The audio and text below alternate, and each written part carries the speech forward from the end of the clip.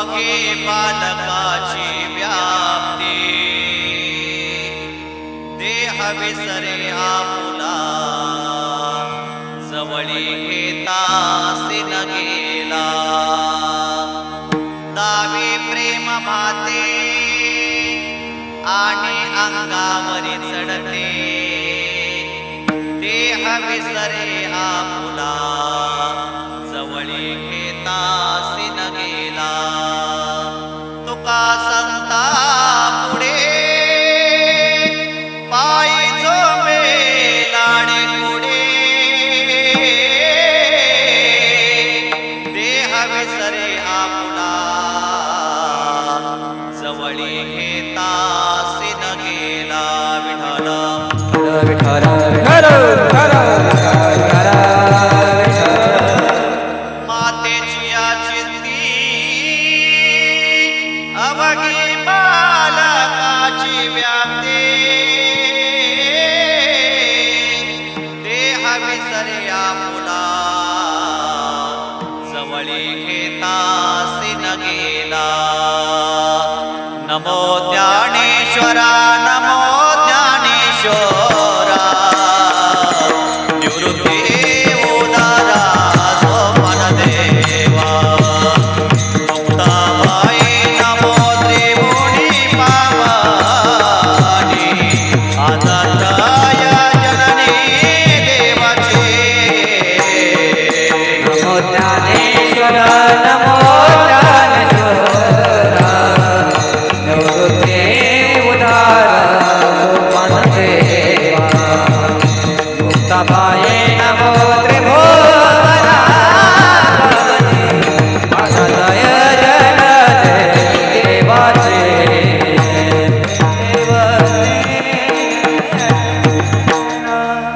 पांडुरंगा करू प्रथम नमन दुसरे चरणा संताचिया त्याच्या कृपाडाने कथेचा विस्तार बाबाजी सद्गुरुदास तुका कलावन्याची धरार्थावतार कलांकांक तेजोदिका मोदिवक्त्र खलानीशवादापनोदार लक्ष्यम समाधिस्थ मूर्तिं भजे ज्ञानदेव अलंकापुरी रम्य सिंहासनस्थं पदाम्बोज तेजस्फुरते प्रदेशं विदिन्द्रादिदेवै सदा स्तूयमानं समाधिस्थ मूर्तिं भजे ज्ञानदेवं समाधिस्थ मूर्तिं भजे ज्ञानदेवं संत श्रेष्ठ ज्ञानेश्वर महाराज की तुकाराम महाराज की मातेची चित्ती अवघी बालकाची व्याप्ती देह विसरे आपुला जवळी घेतासी न गेला प्रस्तुत प्रसंगी प्राप्त प्रसंगी संप्राप्ती सेवेसाठी निवडलेला अभंग देहूचे सुप्रसिद्ध साधू जगद्गुरु जगद्वंदनीय वैराग्याचे मूर्तिमंत पुतळे सदेह वैकुंठ गमन करणारे ब्रह्मस्वरूप जगद्वंदे जगाचे मैबाप जड जीवांचा उद्धार करण्यासाठी आपला देह अखंड शिवणारे संत श्रेष्ठ माऊली महावैष्णव ज्ञानेश्वर प्रिय तुकोबराय यांचा 4 चरणाचा अभंग सेवेकरता निवडला विठ्ठल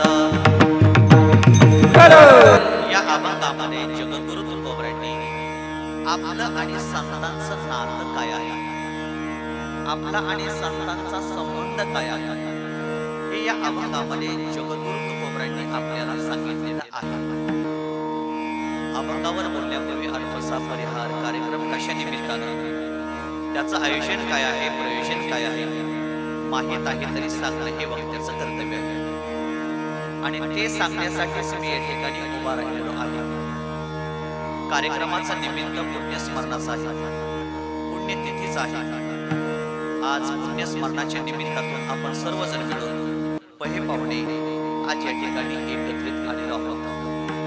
आज ज्यांचं या ठिकाणी पुण्यस्मरण आहे, पुण्यतिथी आहे, त्या हरिभक्त परायणा कैलासवासी वैकुंठवासी अनुसया महादेव रुक्नवर,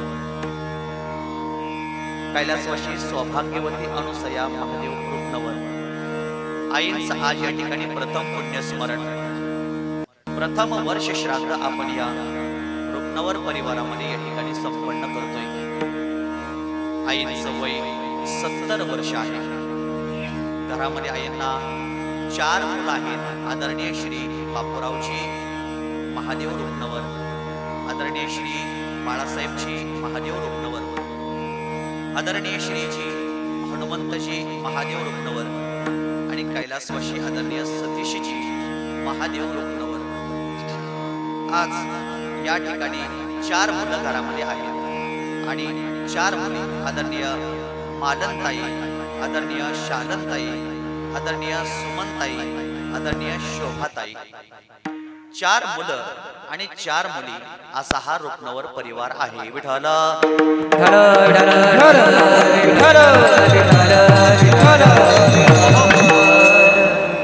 असा हा रुक्नवर परिवार आहे. आईंना घरामध्ये बहिणी असतील, त्यांचे भाव असतील, त्यांना नातू असतील, बंधू असतील, सर्व हा नातवंडाचा, बंधूचा, आईच्या सुनांचा परिवार असेल. सर्व परिवाराच्या माध्यमातून आपण सर्वजण मिळून आईंना आज या ठिकाणी भावपूर्ण श्रद्धांजली समर्पित करणार आहे.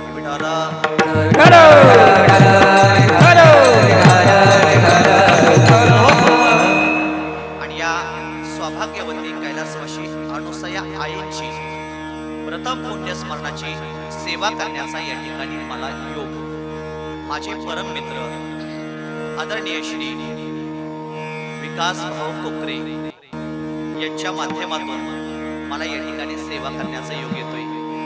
गेल्या 1-1.5 महिन्यामध्ये विकास भाऊंनी माझ्याकडे दिलेलं हे कीर्तनाचं निमंत्रण आहे. खऱ्या अर्थाने त्यांच्या मनामध्ये माझ्याविषयी असलेलं प्रेम, माझ्याविषयी असलेली श्रद्धा आणि विश्वास, कुठंतरी आपलं हे नातं आहे, हे नातं आपण आयुष्यभर आपण या ठिकाणी सांभाळावं, म्हणून कुठंतरी आपण या ठिकाणी एकत्र यावं, या निमित्तातून मला या ठिकाणी विकास भाऊंनी दिलेलं कीर्तनाचं निमंत्रण आहे. आपण सर्वांना मला या ठिकाणी विनंती आहे, आपण सर्वजण मिळून आपण सर्वजण मिळून या कार्यक्रमामध्ये या ठिकाणी एकत्रित यायचं आहे. विठ्ठल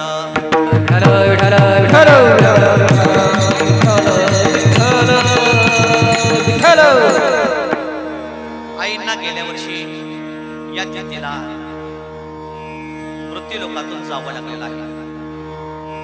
गेलेली माणसं या मृत्यूलोकातून कधीही माघारी येत नाहीत, परंतु गेलेल्या माणसाच्या आठवणी मात्र आल्याशिवाय राहत नाहीत. ज्याला या मृत्यूलोकामध्ये यावं लागतं त्याला या मृत्यूलोकातून एक ना एक दिवस जावं लागतं.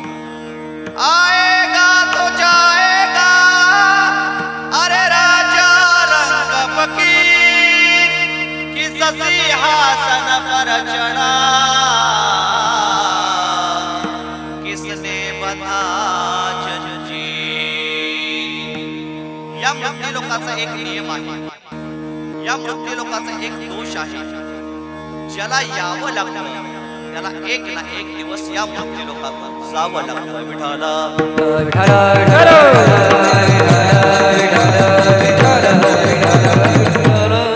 जगामध्ये काही गोष्टी निश्चित आहेत आणि जगामध्ये काही गोष्टी अनिश्चित आहेत. मनुष्य ग्रामपंचायतचा सरपंच होईल का नाही, निश्चित किंवा अनिश्चित. मनुष्य तालुक्याचा आमदार होईल का नाही, निश्चित किंवा अनिश्चित. मनुष्य जिल्ह्याचा खासदार होईल का नाही, निश्चित किंवा अनिश्चित. पण देवाने माणसाला मरण कसं दिलेलं आहे, निश्चित दिलेलं आहे. देह जाईल जाईल त्याचे काळोबा खाईल. एक ना एक दिवस काळ या मृत्यूलोकातून सगळ्याला घेऊन जाणार आहे. भगवान परमात्माने मनुष्याला हे जे शरीर दिलेलं आहे, हे मृत्यूलोकामध्ये भाड्याने वापरायला शरीर दिलेलं आहे. तुला एवढं आयुष्य, तुला इतक्या दिवस आयुष्य आहे, त्या आयुष्यामध्ये तुला काय करायचंय ते करून घे. परमार्थ कर, संसार कर, देवाचं चिंतन कर, भजन कर. एवढं आयुष्य तुला, तुझ्या नियमाला, तुझ्या जीवनाला भगवंताने दिलेलं आहे. या आयुष्यामध्ये आपण जीवन जगत असताना आपलं कल्याण करून घ्यावं असं भगवान परमात्म्याने आपल्याला सांगितलं.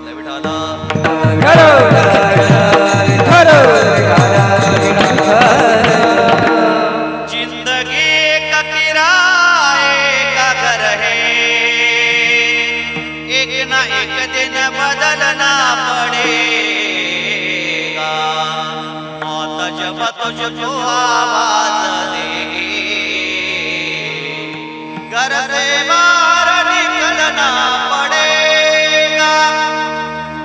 एक ना एक दिवस सगळ्याला या घरातून, मृत्यू लोकातून बाहेर निघावं लागणार आहे. या मृत्यू लोकातून जावं लागणार आहे. जसा सूर्योदय आणि सूर्यास्त या नैसर्गिक घटना आहेत, याच्यामध्ये कोणीही बदल करू शकत नाही. तसं जन्म आणि मृत्यू या नैसर्गिक घटना आहेत, याच्यामध्ये कोणीही बदल करू शकत नाही.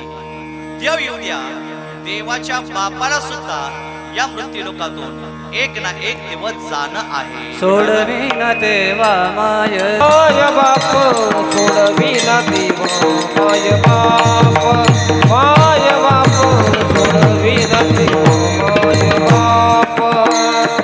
काळाची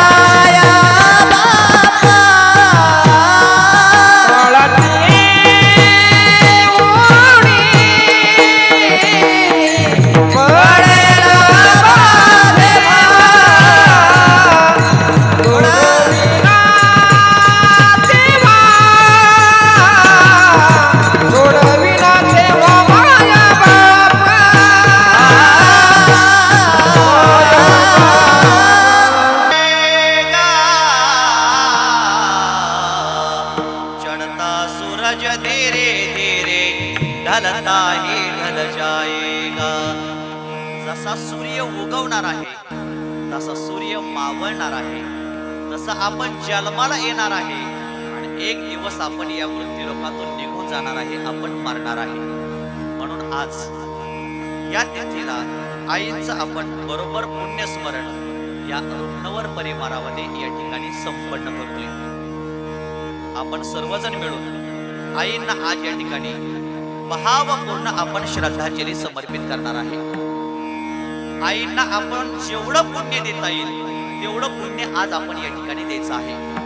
कारण जगामध्ये पाहायला गेलं तर सगळ्यात मोठं तीर्थ जर कोणतं असेल तर घरातले आई वडील आहेत. सकळ तीर्थाची दुरे जे का माता पितरे, ते सेवेसे कीर शरीरे लोन कीजे. जगात सगळ्यात मोठं जर तीर्थ कोणतं असेल, सगळ्यात मोठं तीर्थ म्हणजे आई वडील आहे. आपण आई वडिलाला घरातून बंगला देऊ शकत नाही, गाडी देऊ शकत नाही, शेती देऊ शकत नाही. आपण आपल्या घरातून आई वडिलाला काय देऊ शकतो का? किंवा या मृत्यू लोकातून आपल्याला काय घेऊन जाता येतं का? जगामध्ये कमरेचा करदोडा, सुतुळेचा सणा सुद्धा आपल्याला मृत्यू लोकातून घेऊन जाता येत नाही. मग आई वडिलाला आपण काय देऊ शकतोय? आई वडिलाला आपण मात्र फक्त पुण्य मात्र देऊ शकतोय. आपण पुण्याची शिदोरी आपण त्यांना बांधून द्यायची आहे. आज खऱ्या अर्थाने आपण पुण्य कोणत्या गोष्टीमध्ये आहे, कोणती गोष्ट केल्यानंतर, कोणतं कार्य केल्यानंतर घरामध्ये पुण्य होईल. आपण आई वडिलांच्या स्मरणात, आईंच्या प्रीत्यार्थ आपण कोणतं पुण्य करायचं? आपण आपल्या घरामध्ये दान धर्म केल्यानंतर आपल्या घरामध्ये पुण्य होतं. जीवनामध्ये दान धर्म करणं ही आवश्यक गोष्ट आहे. हे आपण आपल्या घरामध्ये जरूर केलं पाहिजे. भूदान, गोदान, कांचनदान, अन्नदान आणि विद्यादान. आपण भूदान आपण केलं पाहिजे घरामध्ये. गोदान, एखादी गाय तरी आपण आपल्या जीवनामध्ये दान दिले पाहिजे. कांचन दान, कांचन म्हणजे काय? कांचन म्हणजे काय? सोनं, सोनं दान केलं पाहिजे. एखादा तोळा घ्या महाराजांना. सुवर्ण दान आपण आपल्या घरामध्ये केलं पाहिजे. पण सुवर्ण दान करणं आपल्याला शक्य नाही. मग आपण काय करतोय? सर्वश्रेष्ठ दान आहे. गोदान करू शकत नाही, गोदान करू शकत नाही, कांचन दान करू शकत नाही. मग सर्वश्रेष्ठ दान कोणतं आहे? तर अन्नदान आहे. आपल्या घरामध्ये आपण आई वडिलांच्या प्रित्यार्थ, आईच्या पुण्यस्मरणाच्या प्रित्यार्थ आपण आपल्या घरामध्ये जेवढं अन्नदान करता येईल तेवढं अन्नदान केलं पाहिजे. विकास भाऊ, शास्त्राने असं सांगितलेलं आहे, ज्या दिवशी व्यक्ती घरातून निघून जाते त्या दिवसापासून 365 दिवस रोज एका पाहुण्याला जेवायला घालायचं असतं. रोज. पण आपल्याला रोज एका पाहुण्याला जेवायला घालायला वेळ भेटत नाही. मग आपण काय करायचं? वर्ष श्राद्धाच्या दिवशी, वर्षाचे दिवस 365, मग श्राद्धाच्या दिवशी 365 पै पाहुण्यांना आजच्या दिवशी जेवाई घालायचं. म्हणून आता जर 100-150 या ठिकाणी असतील, आता बी जेवा आणि विकास भाऊ संध्याकाळी बी जेवून जावा. विठाला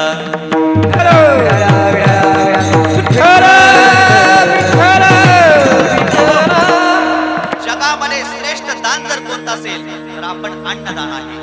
खऱ्या अर्थाने अन्नदान कोणालाही करा. घरामध्ये पुण्य होतं, गरीबाला करा पुण्य मिळणार, लहानाला करा पुण्य मिळणार, मोठ्याला करा पुण्य मिळणार, माळकऱ्याला करा काय मिळणार? बिगर माळकऱ्याला केलं काय पाप होते? सर्वाभूती द्यावे अन्न. अन्न कोणालाही दान करा, जीवनामध्ये पुण्य होत असतं.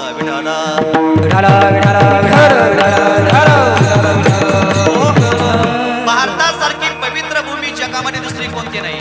गायत्री सारखा पवित्र मंत्र जगामध्ये दुसरा कोणता नाही. ज्ञानोबराय तुकोबराय सारखे संत जगामध्ये दुसरे कोणतेही नाहीत.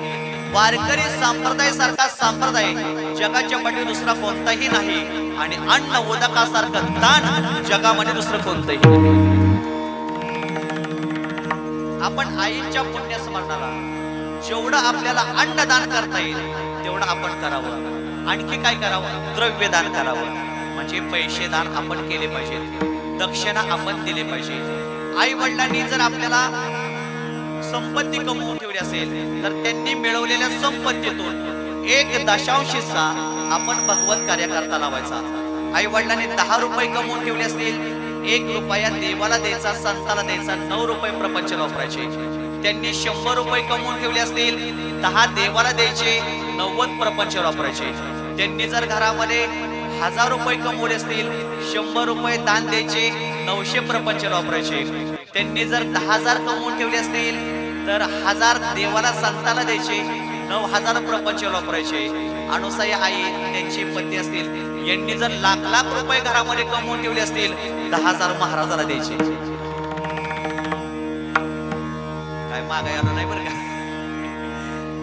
1/10 हिस्सा आपण आजच्या दिवशी भगवत कार्याकरता लावायचा. कारण संपत्ती ही दानाने शुद्ध होते. शस्त्रानं होतो क्षत्रियाचा परिचय, परमार्थानं होतो माणसाचा परिचय, त्यागाने होतो संतांचा परिचय आणि दानाने होतो श्रीमंताचा परिचय. आपण धन मिळवावं आणि मिळवलेलं धन आपण चांगल्या ठिकाणी खर्च करावं. जोडोनिया धन उत्तम व्यवहारे, जोडोनिया धन उत्तम व्यवहारे, जोडोनिया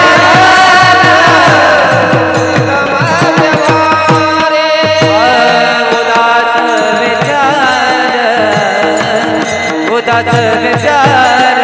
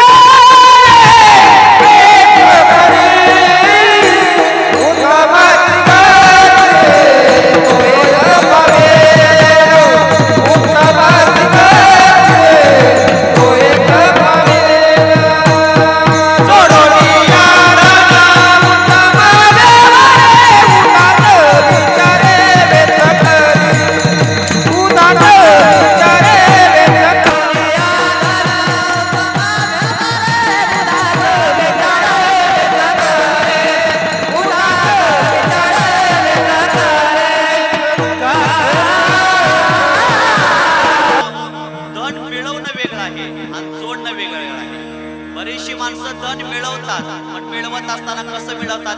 1 नंबरने मिळवतात किंबहुना 2 नंबरने मिळवतात. धन मिळवत असताना टकले मामा 1 नंबरने मिळवायचं का 2 नंबरने मिळवायचं? 1 नंबरनं.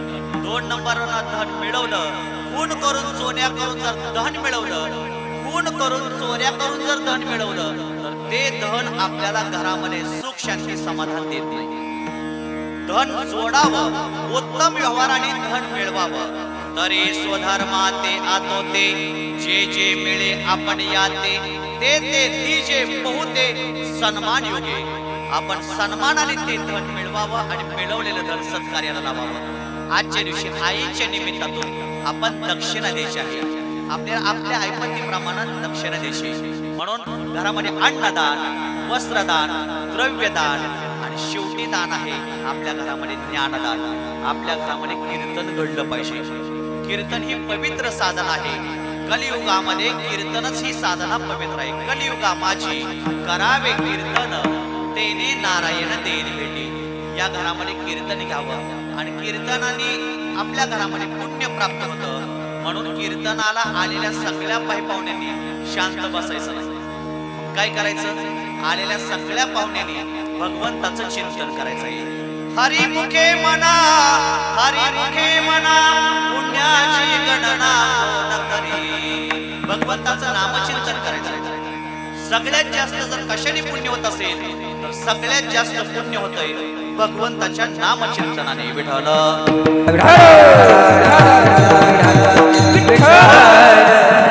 हाताने टाळी वाजवावी आणि मुखाने देवाचं भजन केलं पाहिजे. विठ्ठल विठ्ठल विठ्ठल विठ्ठल असं प्रत्येकाने म्हटलं पाहिजे. गेल्या आठवड्यामध्ये मी कार्यक्रमाला इंदापूरला गेलो. एक आजीबाई समोर बसल्या. आजीबाईला म्हणलं भजन करा, टाळी वाजवा, विठ्ठल विठ्ठल म्हणा. आजीबाई लाजायला लागल्या. म्हणले नाही विठ्ठल विठ्ठल म्हणा. का?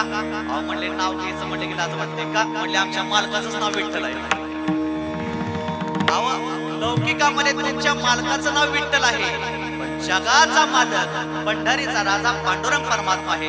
त्या परमात्म्याचं नाव घ्यायला आपण आपल्या जीवनामध्ये कधी बापू लाजायचं? लाज भय शंका दुरावीला मान, न कळे साधन या पते. देवाचं नाव घ्यायला लाजायचं नाही, भजन करायला लाजायचं नाही, धोतर घालाय कधी लाजायचं नाही. उभा राहिलेल्या टाळकरीमध्ये बघा कोणाच्या अंगावर धोतर आहे का? मृदंगाचार्य अजिबात नाही. फक्त विनेकरी आणि आम्ही लोक. नशीब विनेकरी करतो. मला तरी असं वाटतंय आजची सगळी पाकिटं गायकाची वादकाची विनेकरीला देऊ. असं विठ्ठल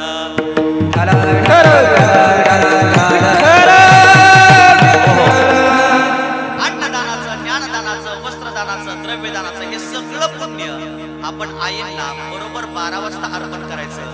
आणि अर्पण केल्यानंतर आईंना पुण्य प्राप्त होतं. पुण्याने ऊर्ध्व दिशा प्राप्त होते, त्यांना मोक्ष प्राप्त होतं. आणि त्यांना मोक्ष प्राप्त झाल्यानंतर आई वडील आपल्याला जाता जाता आशीर्वाद देऊन जातात. आपण आपल्या जीवनामध्ये देवाचे आशीर्वाद घ्यावेत, संतांचे आशीर्वाद घ्यावेत आणि आपल्या घरामध्ये आपण आई वडिलांचे आशीर्वाद जरूर घ्यावेत. विठ्ठल साधकाच्या जवळ गेल्यानंतर किती लवचिक होतात, किती पाण्यासारखे पातळ होतात. संतांच्या जवळ गेल्यानंतर किती जगद्गुरु तुकोबराय लीन होतात. खऱ्या अर्थाने तुकोबराय, पण एरवी जर पाहायला गेलं तर तुकोबराय अगदी कठोरच आहे. धारदार अशा शब्दामध्ये समाजाला बोलतात. खऱ्या अर्थाने मवाळ बोलून जगाचं कधीही कल्याण होणार नाही. तीक्ष्ण भाषेमध्ये, तीक्ष्ण शब्दामध्ये जगद्गुरु तुकोबराय समाजाला उत्तर देतात. देतो तीक्ष्ण उत्तरे, हाती घेऊन बाण फिरे. जगद्गुरु तुकोबराय हे पाहायला गेलं तर अगदी धारदार शब्दामध्ये बोलतात, पण ज्ञानोबराय मात्र धारदार शब्दामध्ये कधीही बोलत नाही. साच आणि मवाळ, मिथिले आणि रसाळ, शब्द जैसे कल्लोळ अमृताचे. ज्ञानोबराय साच बोलतात. साच म्हणजे काय? खरं बोलणे. म्हणून माणसाने आपल्याला जेवढं जमल तेवढं खरं बोललं पाहिजे. अहो ऐकणारी लोक खरं बोलतील यात नवल नाही. ऐकणारी लोक खोटं बोलतील यात नवल नाही, सांगणारा मी कधी कधी खोटं बोलायला लागलेलं आहे. विठाला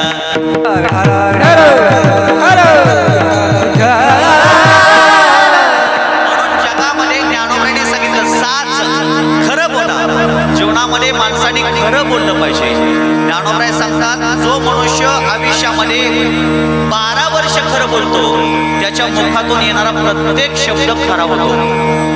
12 महिने नाही, 12 दिवस नाही, 12 मिनिटं नाही, 12 वर्ष खरं बोलतो. पण आज आम्ही 12 मिनिटही नवे नवे 12 सेकंदही खरं बोलत नाही. अनंत वाचाळ परळती परळ त्या काय सागो बळ पावे हरे. आम्ही आज पावला पावलाला खोटं बोलायला लागलोय. का खोटं बोलायला लागलोय? आपल्या जवळ खोटं बोलण्याचं एक साधन आलेलं आहे, ते प्रत्येकाच्या खिशात आहे. काय आहे? खरं सांगू का, मोबाईल कधीही खोटा बोलत नाही, आरसा कधीही खोटा बोलत नाही. मोबाईल वापरणारा आणि आरशामध्ये बघणाराच खोटं बोलतोय.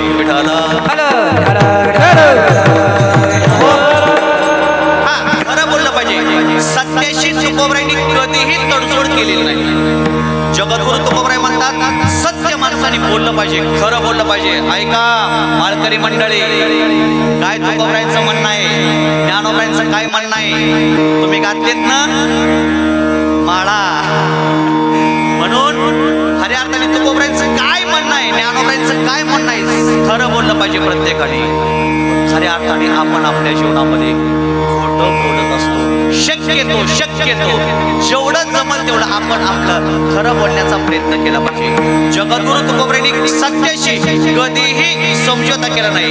खऱ्या अर्थाने नशीब आपलं आहे, तुकोबराय या मृत्यू लोकामध्ये नाहीत म्हणून बरं आहे. जर तुकोबराय जर असते आणि एखादा माळकरी एखादा महाराज जर खोटं बोलायला लागला तर तुकोबरायांनी बदलूनच काढलं असतं, मारलं असतं तुकोबरायांनी. म्हणून आपल्या नशिबाने तुकोबराय वैकुंठाला गेले म्हणून बरं आहे. तुकोबराय कधीही खोटे बोलले नाही. ज्ञानोबरायांनी सांगितलं कधीही खोटं बोलू नका. साच ठीक आहे, पण मवाळ ज्ञानोबराय मवाळ बोलले, पण जगद्गुरु तुकोबराय मवाळ बोलले नाहीत का? अरे मवाळ बोलून यांचं कल्याण होईल का? मवाळ बोलून हे ऐकण्याच्या लायकीचे आहेत का? मवाळ नाही, यांना खऱ्या अर्थाने धारदार शब्दामध्येच बोललं पाहिजे. विठालं मवाळ बोलून लोक ऐकतील का? मवाळ बोलून हिताच्या शिक्षकांनी विद्यार्थ्याला मारायचंच नाही. मारलं तरी काय होतंय? शिक्षा होते, केस होते सरांवरती. पण पूर्वीची एक म्हण होती, छडी वाजे छम छम आणि विद्या येई घम घम. तसं तुकोबराय म्हणतात समाज हा मवाळ बोलण्याच्या लायकीचा आहे का? मवाळ बोलून यांचं कल्याण होईल का? यांना खरं बोललं ठीक आहे, मवाळ बोलून हे हिताच्या साधनावर उभे राहतील का? खऱ्या अर्थाने यांना मवाळ बोलून हे आपलं ऐकणार नाही. यांना जर कल्याण करायचं असेल, यांना हिताच्या साधनावर उभा करायचं असेल तर यांना धारदार अशा शब्दामध्येच बोललं पाहिजे. विठाला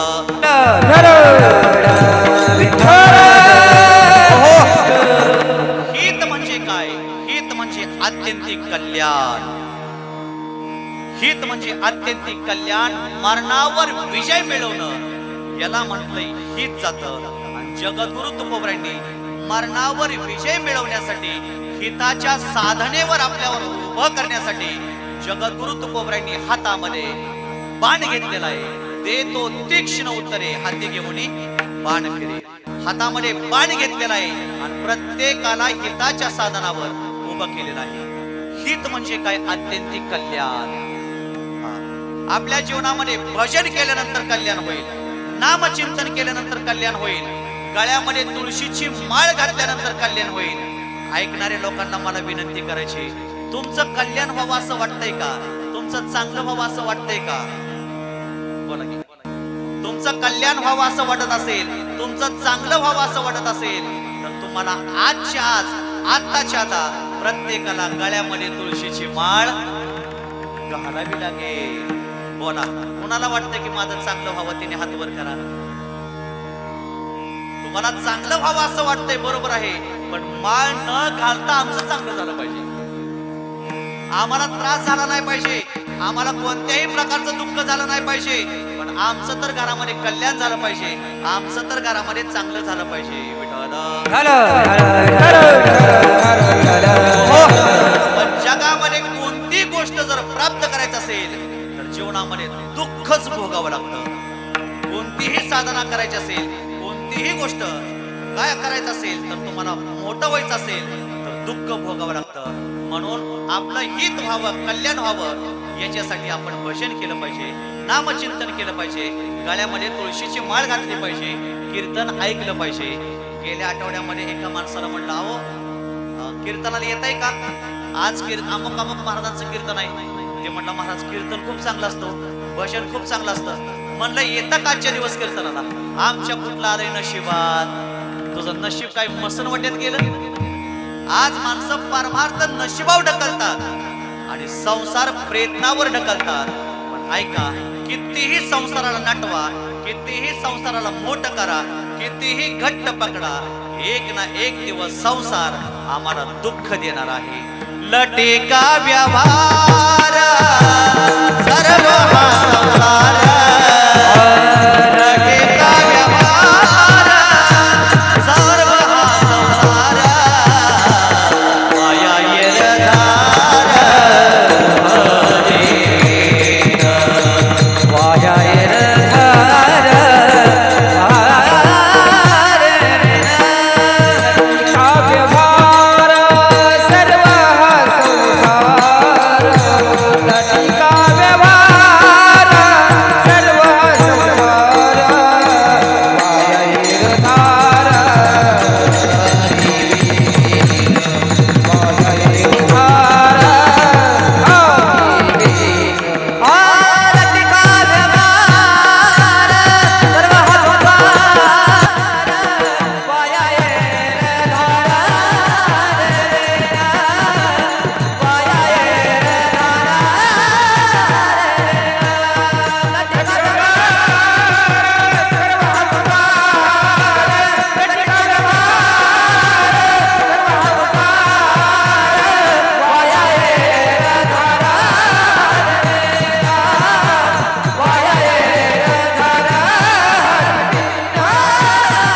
संसार हा लटका आहे, व्यवहार हा लटका आहे.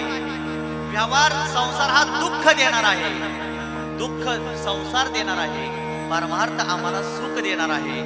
मग आपल्या जीवनामध्ये आपलं कल्याण व्हावं असं वाटत असेल तर आपल्या जीवनामध्ये तुकोबरांनी हिताच्या साधनावर आपल्याला उभा करण्यासाठी दहारदार अशा शब्दामध्ये बोललेले आहेत. ज्ञानोबराय साच बोलले, मवाळ बोलले, पण ज्ञानोबरायला काय कशाची तयारी वाटलं कुणास ठाऊक, काय कळालं नाही. पण ज्ञानोबरायने तुकोबरायच्या माध्यमातून ज्ञानोबराय आपल्याला बोललेले आहेत. म्हणून समाजापुढे येतात तुकोबराय एवढं बोलतात, एवढं बोलतात, तुम्ही भजन करा, कीर्तन करा, बोलावा विठ्ठल, पहावा विठ्ठल, करावा विठ्ठल जीव भावे. तुम्ही विठ्ठल जीव भावाने करा, भजन करा, नामस्मरण करा. दहारदार अशा शब्दामध्ये तुकोबराय बोलतात. पण तेच तुकोबराय वास्तवतेमध्ये ज्यावेळेस येतात आणि संतांच्या पुढे ज्यावेळेस जाण्याचा त्यांचा संबंध येतो, संतांच्या जवळ जाण्याची ज्यावेळेस वेळ येते, त्यावेळेस तेच तुकोबराय म्हणतात, तुका म्हणे मज घडो त्यांची सेवा. संतांच्या जवळ तुकोबराय ज्यावेळेस जातात त्यावेळेस पाण्यासारखे पातळ होतात, किती लीन होतात तुकोबराय. हात जोडून त्यांना म्हणतात, ज्ञानोबराय मला तुमची सेवा घडली पाहिजे, मला तुमची सेवा घडली पाहिजे. का घडली पाहिजे? मी तुमचा पाईक आहे, मी तुमचा सेवक आहे. ज्ञानोबराय खऱ्या अर्थाने तुम्ही खूप मोठे ज्ञानोबराय आहात, तुम्ही ज्ञानी यांचे शिरोमणी आहात. ज्ञानी यांचा शिरोमणी, वंदे जो का पूज्यस्थानी, चिंतकाचा चिंतामणी ज्ञानोबा माझा. तेच तुकोबराय म्हणतात, ज्ञानी यांचा राजा गुरु महाराव म्हणती ज्ञानदेव तुमायसे. ज्ञानोबराय मज पामर आहे काय थोरपण, पायेची वाहन पायी मरे. ज्ञानोबरायांच्या जवळ गेल्यानंतर हात जोडतात, सांगतात, तुकोबराय म्हणतात, माऊली मी तुमच्या पायातली वाहन आहे, मी तुमचा सेवक आहे आणि मला तुमच्या पायाजवळच जागा द्या. विठ्ठल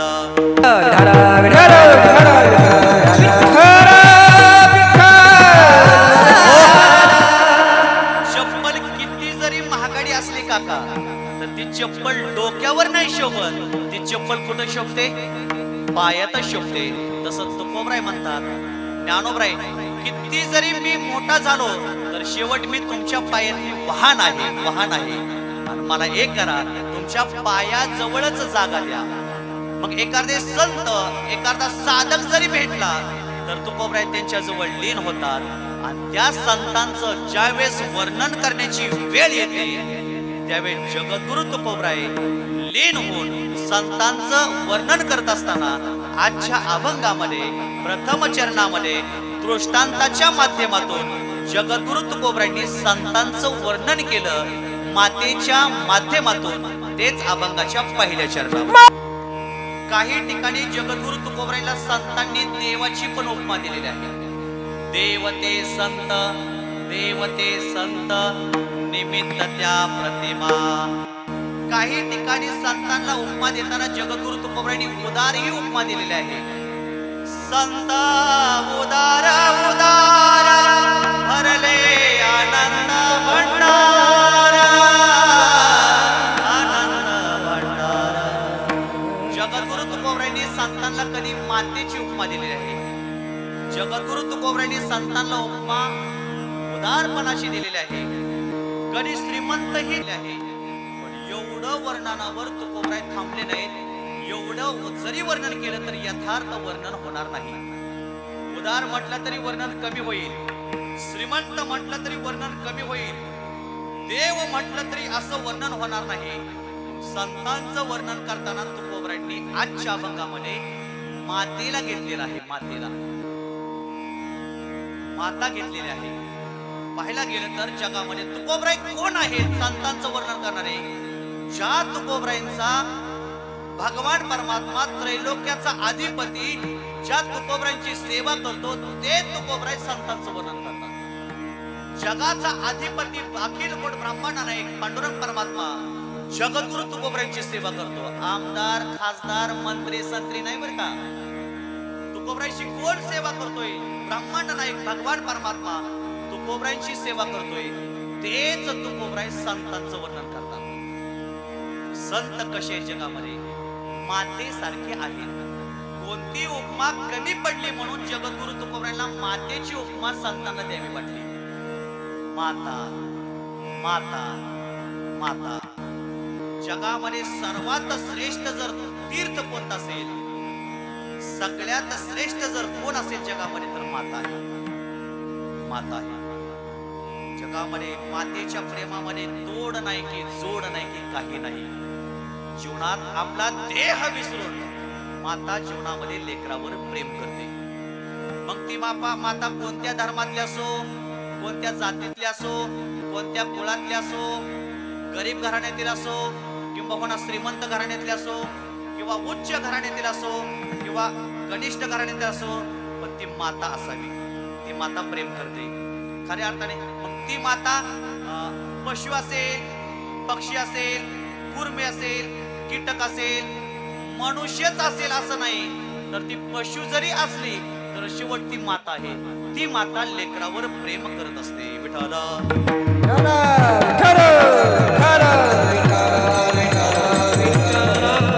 नाना गाय चरे डोंगरी बरे चित्त बांधले वत्सागरी नाना गाय चरे डोंगरी बरे चित्त बांधले वत्सागरी या प्रमाणामध्ये जगद्गुरु तुकोबरायांनी गायीच्या आणि वासराचा दृष्टांत दिला आहे नाना गाय चरे डोंगरी एखादी गाय डोंगरामध्ये चरते तिला चरण्यासाठी नेलेलं असतं तिला चाराही ती खात असते खात नाही असं नाही इतर जनावरांबरोबर इतर पशु बरोबर ती गाय चाराही खात असते पण खाता खाता तिचं सगळं लक्ष कुठं असतं गोट्यात बांधलेल्या वासराकडे असतं माझं वासरू ओरडते का माझं वासरू त्याला भूक लागली का त्या सतत त्या गायीचं चित्त सतत ती गायीचं लक्ष वासराकडे असतं सारखी ती वासराकडे बघत असते कधी कधी खाता खाता हंबरते ही वासरासाठी हंबरते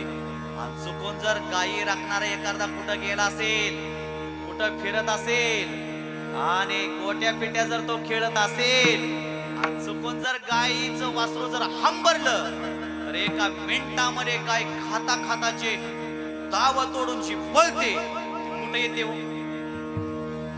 वासराच्या जवळ कीर्तनात नाही येत बरं का वासराच्या जवळ थेट जाऊन ते वासराच्या जवळ जाऊन उभी राहते का जरी ती डोंगरामध्ये चरत असते जरी ती चारा खात असेल तर त्या गायीचं सगळं चित्त कुणापाशी असतो?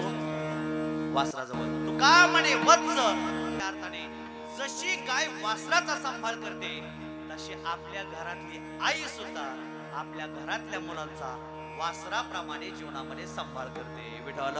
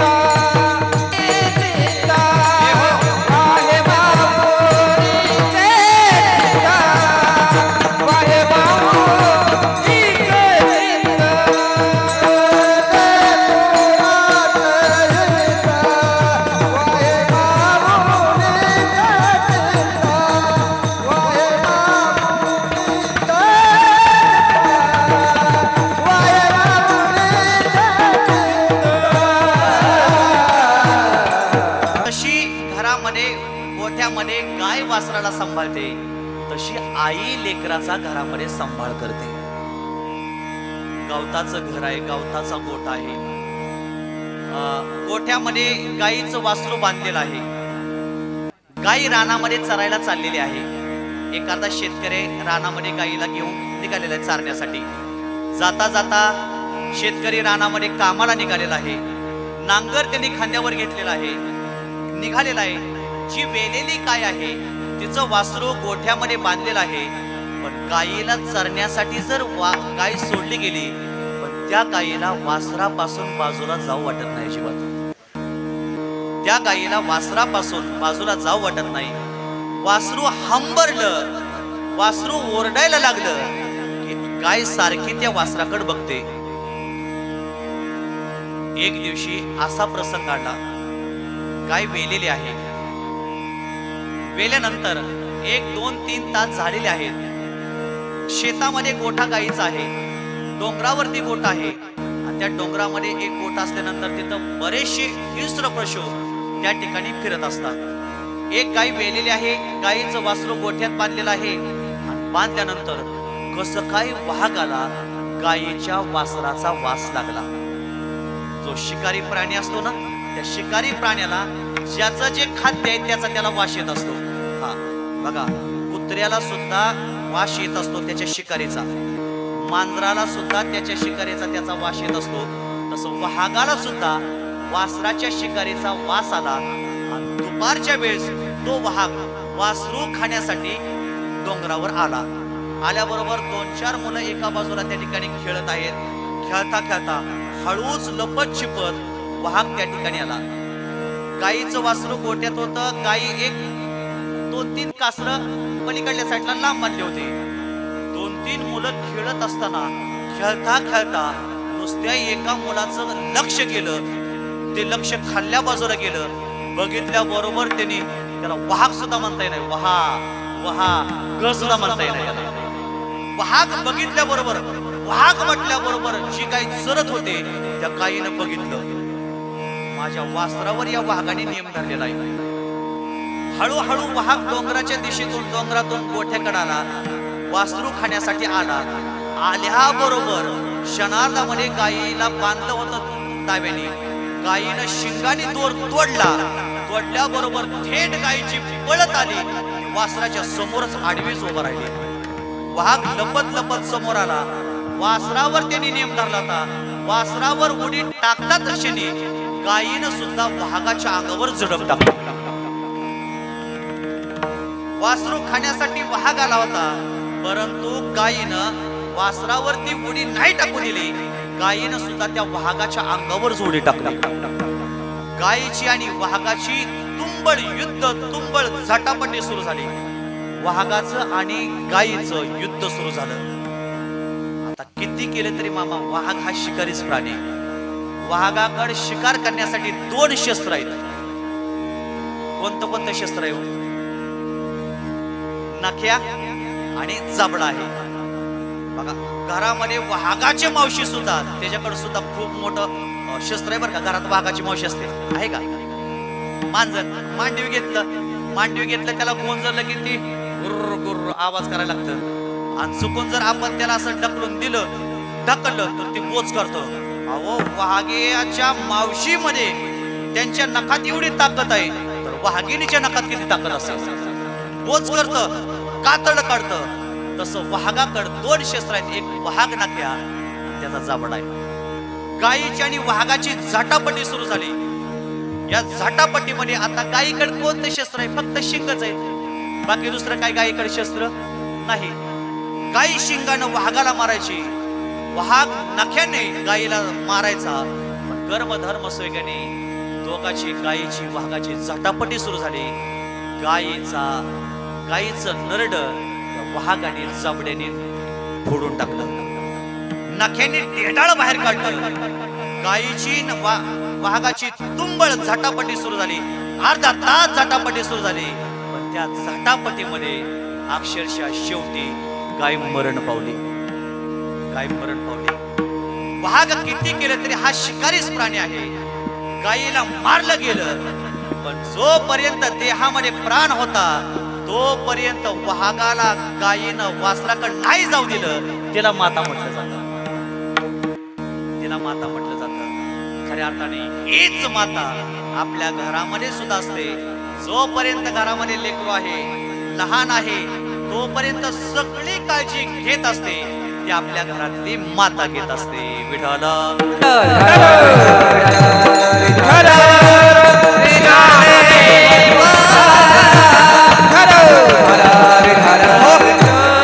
मातेची चित्ती अवघी बालकाची व्याप्ती. मग बालकाची व्याप्ती म्हणजे बाळाविषयी तिच्या हृदयामध्ये प्रेम असतं. बाळाविषयी ती सतत प्रेम, सतत चित्त तिचं असतं. कधी चित्त असतं? समजा बाळाला पाजत असेल तर बाळावर चित्त राहतं. काम करत असेल बाळासाठी तर बाळावर चित्त राहतं.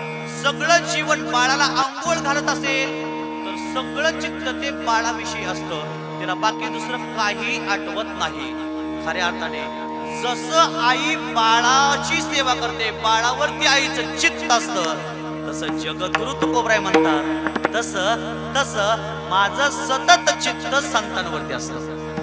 म्हणून जसं तुकोबरायांनी संतांवरती चित्त ठेवलेलं आहे, संतांची सेवा केलेली आहे, संतांचं वर्णन केलेलं आहे, तसं आपण सुद्धा आपल्या जीवनामध्ये संतांना कधीही विसरायचं नाही. जन्माला येऊन आयुष्यामध्ये महान संत आहेत आपले ज्ञानोबराय. या ज्ञानोबरायांची भेट घेण्यासाठी एकदा तरी आळंदीला गेलं पाहिजे. ज्ञानोबराय आपली आई आहे, देहूला जावं, संतांची भेट घ्यावी. आता बीजेचा सोहळा जवळ आलेला आहे. जे पुण्यात राहत असतील त्यांनी देहूला गेलं पाहिजे. आळंदीला जवळ आहे, गेलं पाहिजे. कमीत कमी वर्षातून एकदा तरी, महिन्यातून एकदा तरी आपण आळंदीला जावं. आळंदी हे गाव पुण्यभूमी ठाव, दैवताचे नाव सिद्धेश्वर. आपण आपल्या जीवनामध्ये ज्ञानोबराय आपली ही आई आहे. ज्ञानोबराय कुणाची आई आहे? साधकांचा माय बाप, दरुशनी हरे ताप, सर्वाभूती सुखरूप ज्ञानोबाबाचा. ज्ञानोबराय ही साधकांची आई आणि बाप आहे. ज्ञानोबराय आई आहे आणि वडीलही आहेत. म्हणून तुकोबराय म्हणतात ज्ञानोबराय माझी आई आहे. म्हणून त्या ज्ञानोबरायांचं वर्णन मी आईच्या माध्यमातून करतोय. विठ्ठल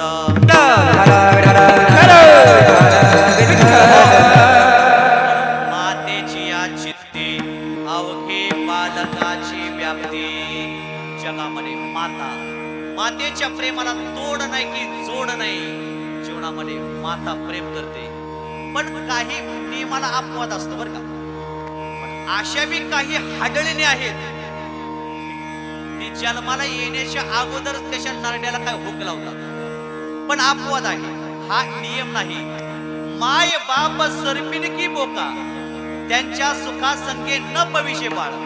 माय बाप सरपिन की बोका, असे काही आहेत माता सर्पिन आहेत, काही बोक आहेत, पण हा अपवाद आहे, हा नियम नाही. फक्त सर्पिन आणि बोका तेवढी सोडून बाकीच्या सगळ्या माता आहेत, सगळ्या माता. प्रेम म्हटलं की माता, पतिव्रता म्हटलं की सीता आणि शास्त्र म्हटलं की गीता. जगामध्ये गीतेसारखा पवित्र ग्रंथ दुसरा कोणताही नाही. सीतेसारखी पवित्र आमची माता जगामध्ये दुसरी कोणती नाही. आणि आई इतकं प्रेम करणारी माता जगामध्ये दुसरी कोणतीही नाही. धन्य माता पिता धन्य माता पिता पुरी कन्या पुत्र होती जे सात्विक.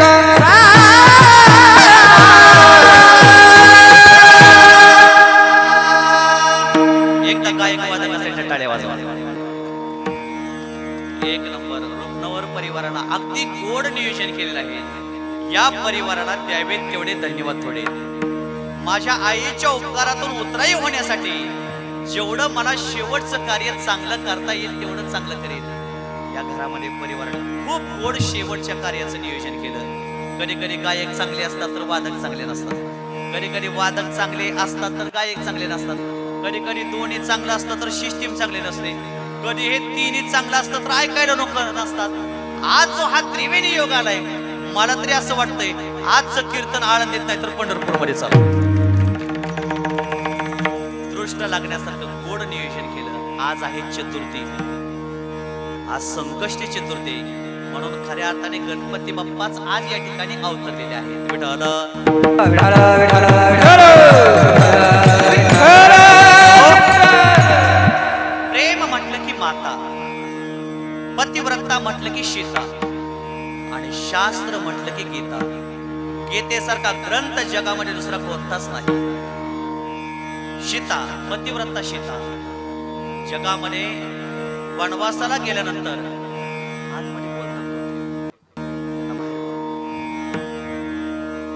14 वर्ष माझ्या सीतामातेला उशाला दगड घेऊन झोपावं लागलं. खऱ्या अर्थाने आमची सीतामाई आहे. आणि माता, प्रेम म्हटलं की माता. बाहेरची घरातील बाहेर या, बसा समोर, कुणी बोलू नका प्लीज. प्रेम म्हटलं की माता आहे. जगामध्ये अनेक माता झाल्या, त्याच्यामध्ये आमची पहिली आहे कौसल्य माता. प्रभू रामचंद्र वनवासाला जाणार आहेत हे कौसल्या मातेला कळाल्यानंतर कौसल्या मातेने आपला हंबरडाच फोडला, शरीरच टाकून दिलं. किती दिवस झालं माझ्या पोटी मुलं नव्हती. 12-13 वर्षातून मला मुलं झाली. आणि आज माझा हा राघव आज मला या ठिकाणाहून 12-14 वर्ष मला सोडून जाणार. आपल्या घरामध्ये जर एखादा मुलगा पुण्याला नोकरीला लागला असेल तर खरं सांगा, आईचं चित्त कामावर कधीच लागत नाही. आईचं सारखं चित्त त्या मुलाकडे असतं. माझा मुलगा पुण्याला गेलाय का नाही.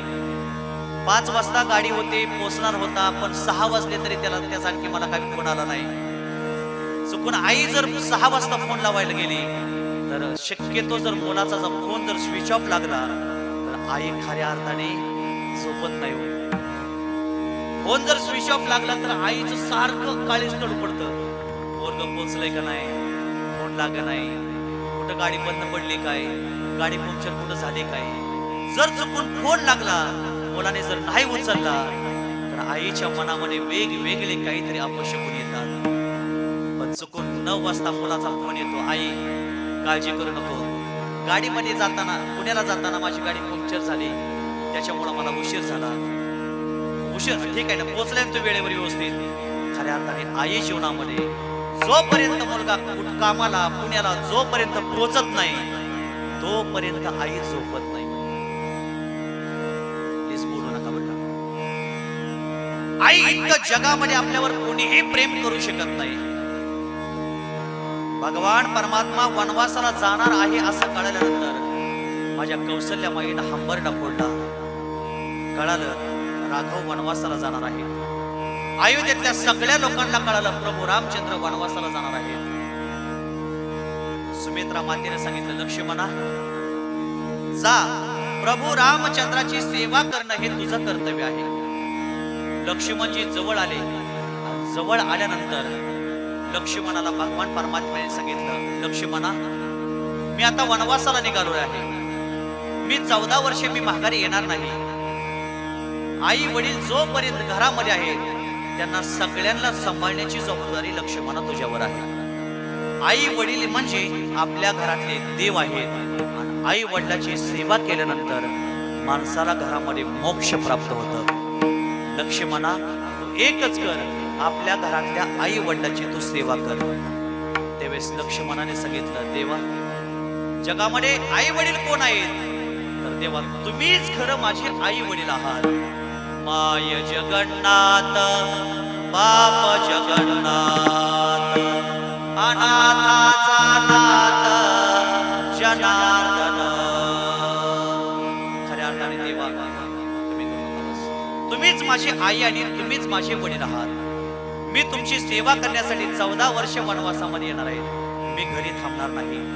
लक्ष्मणजी निघाले, सीतामाई वनवासाला निघाल्या, प्रभू रामचंद्र वनवासाला निघाले आणि अयोध्येतल्या लोकांना कळालं की देव वनवासाला निघालेले आहेत. अयोध्येतले सगळे लोक घरादाराचा त्याग करून वनवासाला देवाबरोबर जायला निघाले. देवाबरोबर जायला निघाले. देवाने सांगितलं, कोणीही माझ्या बरोबर येऊ नका. मी एकटा येतो, मी एकटा जात असतो. खऱ्या अर्थाने या जगात एकट्यालाही यावं लागतं आणि एकट्याला जावं लागत असतं. नाही कुणाचे कुणी तुझे नवे रे कोणी, नाही कुणाचे कुणी तुझ्या माझे माझे म्हणून. बहीण कुणाचे, भाव कुणाचा, कोण कुणाचे सते सोय रे. मेल्या माझे सर्व राहिले, तुटतील धागे दोरे, कान्या मायेचा बाजार. अयोध्येतले लोक देवाबरोबर निघाले. देवाने सांगितलं, कुणीच माझ्या बरोबर येऊ नका. मी एकटा येतो, मी एकटा जात असतो. पण तरीही लोक ऐकत नव्हते. का? देवा, तुम्हीच आमचे आई वडील आहात. आम्ही तुमच्यावर प्रेम केलेलं आहे. प्रभू हाच आमचा त्याग आहे. प्रभू हेच आमचं जीवन आहे. देव आमचेच आई वडील आहेत. सगळी लोक देवाला घालवायला निघाली. नदी समता नदीच्या कडेला, तमसा नदीच्या कडेला सगळे अयोध्येतले लोक प्रभू रामचंद्राला घालवण्यासाठी आले.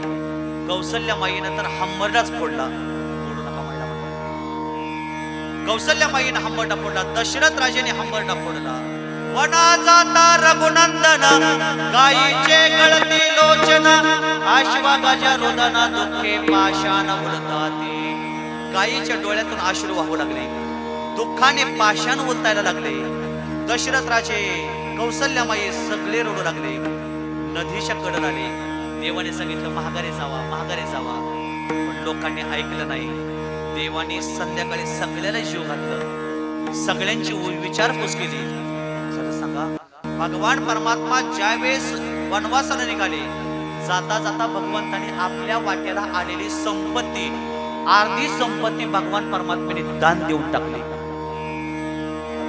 भगवान परमात्मा वनवासाला निघालेत, महागारी येणार आहेत, तरी स्वतःच्या वाट्याची संपत्ती अर्धी भगवान परमात्म्याने ब्राह्मणाला, साधू संताला दान देऊन टाकलेली आहे. संध्याकाळी सगळ्याला जीव घातला अयोध्येतल्या लोकांना. आणि भगवान परमात्म्याने सगळ्याला झोपवलं. सगळ्याच्या तोंडावर हात फिरवला आणि देव एका बाजूला गेले. गवताच्या गादीवर देव झोपले. सीतामाई झोपल्या. लक्ष्मणजी मात्र वनवासामध्ये 14 वर्ष झोपले नाही. खरा वनवास सीतामाई नाही, खरा वनवास प्रभू रामचंद्रांना नाही. खरा वनवास कोणाला 14 वर्ष? लक्ष्मणाला. लक्ष्मणाला 14 वर्ष लक्ष्मणजी झोपले नाहीत. मग पहाटे 3 वाजले. 3 वाजल्यानंतर लक्ष्मणाने प्रभू रामचंद्राला, तो आमच्या सीतामाईला उठवलं. सांगितलं, चला आपल्याला निघायचंय. गंगेमध्ये स्नान केलं. गंगेत स्नान करून भगवान परमात्मा रात्री झोपेमध्ये सगळ्याला टाकून भगवान परमात्मा वनवासाला निघून गेले. आणि निघून गेल्याबरोबर अयोध्येतले सगळे लोक जागे झाले. सगळे लोक उठले आणि उठल्याबरोबर म्हणू लागले, आमचे देव कुठे आहेत? आमचे लक्ष्मण कुठे आहेत? आमची सीतामाई कुठे आहेत? आमचे प्रभू रामचंद्र कुठे आहेत? प्रभू रामचंद्र 14 वर्षे भेटतील का हो? टाकून गेला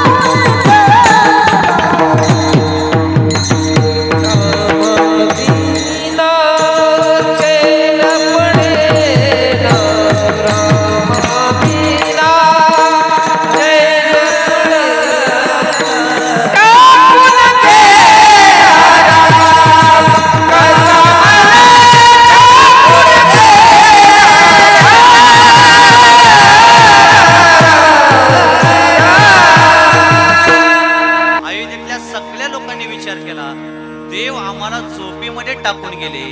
आता इथून पुढं 14 वर्ष आपण अयोध्येमध्ये झोपायचं नाही. फक्त प्रभू आमचा त्याग, प्रभू आमचं जीवन आहे.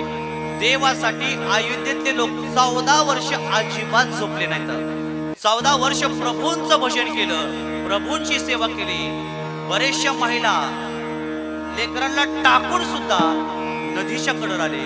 काही महिला स्वयंपाक करता करता प्रभू निघाले, प्रभू गेले, असे सगळे घरातली लेकरं टाकून सुद्धा अयोध्येतले लोक नदीच्या कडे आले आणि प्रभू रामचंद्राचं 14 वर्ष चिंतन करत बसले. राजा राम राम राम सीता राम राम राम राजा राम राम राम सीता राम राम राम राजा राम राम राम सीता राम राम राम राजा राम राम राम सीता राम राम राम राजा राम राम राम सीता राम राम राम राजा राम राम राम सीता राम राम राम. प्रभू रामचंद्र भगवान की अयोध्येतले सगळे लोक 14 वर्ष प्रभू रामचंद्रांच्या पायामध्ये काटाही टोचू नये म्हणून 14 वर्ष भजन करत बसले. रामायणात असं वर्णन आलंय, त्या 14 वर्षात कुणी जन्मालाही आलं नाही आणि कुणी मेलही नाही. फक्त प्रभू रामचंद्र, प्रभू रामचंद्र, प्रभू रामचंद्र. किती प्रेम केलं प्रभू रामचंद्रांवरती. विषय तो त्यांचा झाला नारायण, नावडे जनधन माता पिता. हाची ने माता न फिरे मागरे, बैसले शेजारी गोविंदाच्या. तस तस खऱ्या अर्थाने आपल्या घरामध्ये माता आहे. ही माता सतत लेकराविषयी प्रेम करते, लेकरावर प्रेम करते. कौसल्या मातेनं प्रभू रामचंद्रावरती प्रेम केलं. जगामध्ये आणखी एक माता आहे जिजामाता, यांनी शोभा राजांवरती प्रेम केलं आणि आपल्या धनगर जातीमध्ये, धनगर कुळामध्ये ज्या जन्माला आल्या त्यांचंही नाव आहे माता आहे. जगाच्या पाठीवर 3 विशेषण ज्यांना लाभलेले आहेत. एक निर्मल गंगाजल, निर्मळ पाण्यासारखं जीवन, त्यांना अहिल्यादेवी होळकर म्हटलं जातं. पुण्य श्लोक, आयुष्यभर ज्यांनी पुण्य कमवलं त्यांना पुण्य श्लोक म्हटलं जातं. निर्मल गंगाजल पहिलं विशेषण, पुण्य श्लोक दुसरं विशेषण आणि तिसरं विशेषण राजमाता. जगाच्या राजाच्या ज्या माता झाल्या त्यांना म्हटलं जातं राजमाता अहिल्यादेवी होळकर. जगामध्ये या सुद्धा माता बनल्या. खऱ्या अर्थाने आपल्या घरातली सुद्धा कैलासवाशी, वैकुंठवाशी, सौभाग्यवती, अनुसया या सुद्धा घरामध्ये माता आहेत. मातेची या चित्ती अवघी बाळकाची व्यक्ती. आपण भजन करू आणि नंतर आपण राहिलेले 2-3 चरणाचा भावार्थ पाहू. विडोबा रखमाई आदर्श माता या घरामध्ये बनलेल्या आहेत. घरामध्ये त्यांना 4 मुलं आहेत, 4 सुना, 4 मुली, नातवंड परतवंड, त्यांचा हा परिवार आहे. या मातेनं घरातल्या सुनांना प्रेम दिलं, या मातेनं घरातल्या मुलींना प्रेम दिलं. नातू असतील, नाते असतील, बंधू असतील, या मातेनं सगळ्यांना घरामध्ये प्रेम दिलं. जगामध्ये माझा मुलगा मोठा व्हावा, माझ्या मुलाने नाव कमवावं, माझ्या मुलाने चांगलं कर्तबगार व्हावं आणि माझ्या मुलाला चांगलं यश प्राप्त व्हावं, अशी घरातली माता असते. या मातेचा स्वभाव प्रेमळ होता, या मातेचा स्वभाव मनमिळाव होता. या मातेनं कुटुंबावर प्रेम केलं, मुलाबाळावर प्रेम केलं. यात नवल नाही, या मातेनं सगळ्या पहे पाहुण्यांवर या ठिकाणी प्रेम केलं. आज त्याच मातेची आठवण या घरामध्ये येते. जगामध्ये माणसाला सगळं मिळतं, सगळं मिळतं, पण जगामध्ये माणसाला आई आयुष्यामध्ये कधीही मिळत नाही. थांबा एक मिनिट, वाटून खाली बसा, कुणी बोलू नका, थोडं शांत करा पाठीमागची. जगात माणसाला सगळं काही मिळतं, पैसा मिळतो, धन मिळतं, जमीन मिळते, शेती मिळते, सत्ता मिळते, संपत्ती मिळते, पण जगामध्ये असं एक तीर्थ आहे, जगामध्ये ती माता आहे. माणसाला आई गेल्यानंतर पुन्हा आई आयुष्यात कधीच मिळत नाही. मिळते हो. ज्याला हात नाही त्याला हाताची किंमत विचारा, ज्याला पाय नाही त्याला पायाची किंमत विचारा, ज्याला डोळा नाही त्याला डोळ्याची किंमत विचारा, ज्याला बहीण नाही त्याला बहिणीची किंमत विचारा, ज्याला भाव घरात नाही त्याला भावाची किंमत विचारा, ज्याला घरात माय नाही ना त्याला मायची किंमत घरामध्ये विचारा. जीवनामध्ये आई इतकं आपल्यावर प्रेम या मृत्यू लोकांमध्ये कुणीच करू शकत नाही.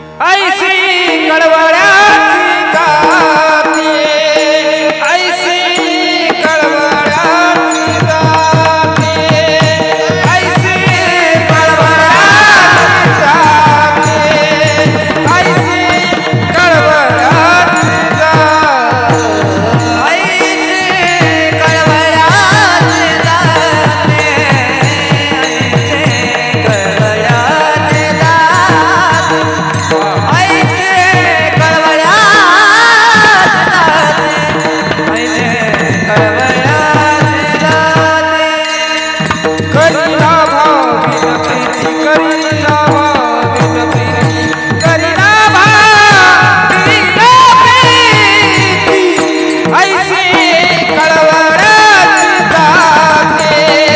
ऐसी कळवळ्याची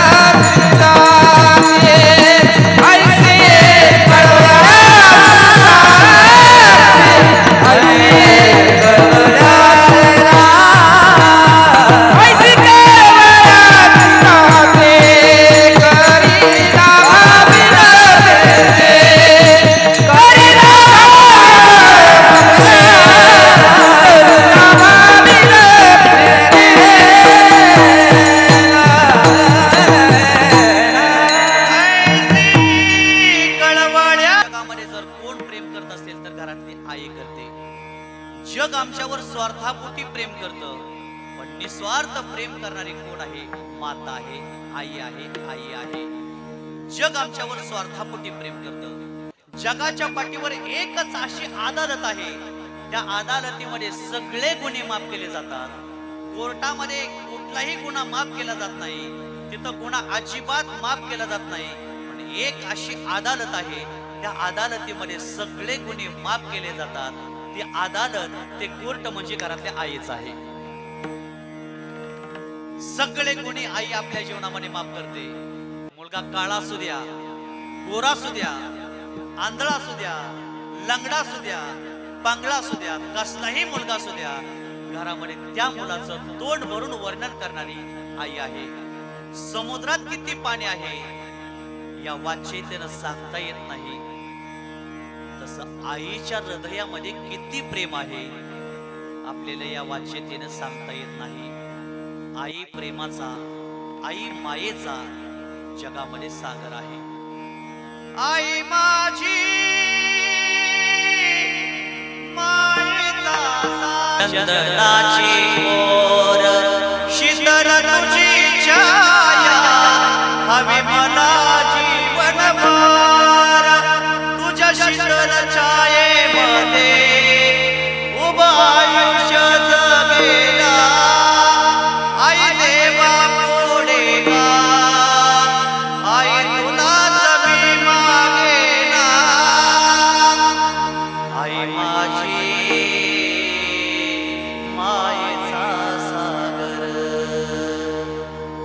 जगामध्ये आई ही मायेचा सागर आहे.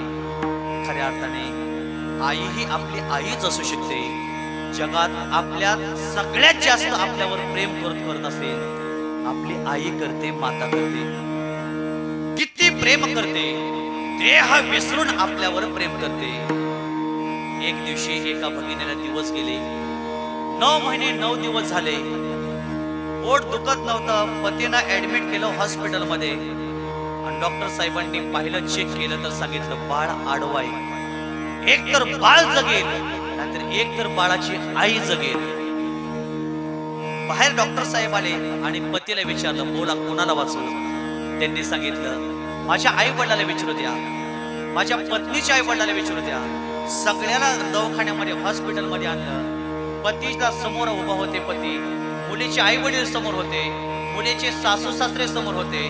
त्या डॉक्टर साहेबांनी पतीला विचारलं, बाळ आडवं आहे, बोला कोणाला वाचवू? एक तर आई जगेल नाहीतर एक तर बाळ जगेल. त्यावेळेस त्या पतीने सांगितलं, काही करा, माझी अर्धांगिनी पत्नी वाचली पाहिजे. मुलीच्या आई वडिलाला विचारलं, बाळ आडवं आहे, बोला कोणाला वाचवू? त्यांनी सांगितलं, आमचा एकुलते एक आमची. याला म्हणावं जगामध्ये माता. तीच माता आपल्यावर प्रेम करते. मातेची चित्ती अवघी बाळकाची व्याप्ती. बाळकाविषयी प्रेम करते. कसं देह विसरे आपुला, जवळी घेता सीन गेला. बाळा पाळण्यात टाकल्यानंतर कामाला गेले, गाईचे काम करताना गेले. जर बाळ रडायला लागलं तर आई सगळं काम टाकते आणि पहिलं पाळण्यात टाकलेल्या बाळाजवळ जाते, बाळाला उचलून घेते. बाळ रडतं, आई आई आई करत पहिलं बाळाकडे जाते आणि बाळाला पहिल्यांदा छातीला लावलं की आईचं सगळा भागानेशी निघून जातो. भाग गेला, सीन गेला, अवघा झाला आनंद. आईला फक्त एकच, माझं लेकरू मोठं झालं पाहिजे, माझ्या मुलाने नाव कमवलं पाहिजे, काही करेल. पुण्यामध्ये जर मुलगा राहत असेल आणि मुलाने सांगितलं, आई आज मला 1000 रुपये फी भरायची, काही करते, कोणाची तर उमरे शिजवेल, पाय शिजवेल, पण त्यांना पैसे बाळाला लेकरात देते. याला म्हणावं आई आहे. आईसाठी आपण आपलं जीवन समर्पण केलं पाहिजे. आईवर प्रेम केलं पाहिजे. आईची अशी सेवा करावी, अशी सेवा करावी. आईला जीवनातून दुःखाच्या पिढेतून आपण मुक्त करावं. खऱ्या अर्थाने तिनं आम्हाला मोठं केलेलं आहे. म्हणून मातेची या चित्ती अवघी बालकाची व्याप्ती. देह विसरे आपुला, जवळ घेता सीन केला. बाळाला जवळ घेतलं की शीन जातो. बाळ हळूहळू मोठं होतं, वाढत राहतं. सगळी सेवा बाळाची करते. बाळाला भाजी टिपिंग साठी आई करून देते, डबा करून देते. बाळाला सगळं गंध पावडर आई करते. बाळाला स्टँडवर एसटी वर पोहोचवण्यासाठी बाळाची बॅग, लाडू, भजी, बाबा मला लाडू आणा, भजी आणा. आई वडील घेऊन येतात आणि सांगतात, जर अभ्यास नाही केला तर तुला लाडू देणार नाही, टीव्ही पाहिली तर लाडू देणार नाही, काम नाही केलं तर लाडू देणार नाही. पण ते लेकरू सगळं बाजूला सांगतं, पिशवे घेतं. आई वडील असं वरती धरतात. वरती धरल्याबरोबर मग ते लाडू प्रसाद घेण्यासाठी, खाऊ घेण्यासाठी मांडीला धरतं.